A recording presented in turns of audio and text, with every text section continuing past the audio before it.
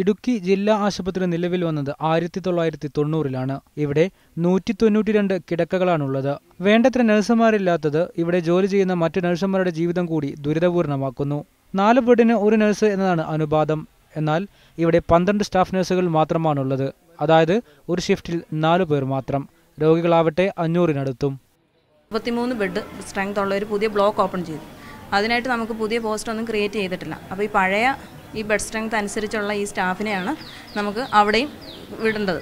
അപ്പോൾ ഈ ഓൾറെഡി ഇത്രയും വേക്കൻസി ഇവിടെ നിൽക്കുമ്പോഴേക്ക് ഇവിടുത്തെ നേഴ്സുമാർക്ക് ഈ പഴയ ബ്ലോക്കിലും ജോലി ചെയ്യേണ്ടി വരുന്നു. അതുപോലെ തന്നെ പുതിയ ബ്ലോക്കിലും ജോലി ഒരുപോലെ ചെയ്യേണ്ടി വരുന്നു. അതിൻ്റെ ഒരു ബുദ്ധിമുട്ടുണ്ട്. ദുരിതം ഇവിടം കൊണ്ട് അവസാനിക്കുന്നില്ല. ഇവർക്ക് താമസിക്കാനുള്ളത് 2 ക്വാർട്ടേഴ്സുകൾ മാത്രം. വസ്ത്രം മാറുവാനുള്ള ഡ്രസ് ചേഞ്ചിങ് റൂം, ടോയ്ലറ്റ് തുടങ്ങിയ യാതൊരു അടിസ്ഥാന സൗകര്യങ്ങളും ഇവിടെയില്ല. നഴ്സുമാർ അധികവും ദൂരസ്ഥലങ്ങളിൽ നിന്നും വരുന്നവരാണ്.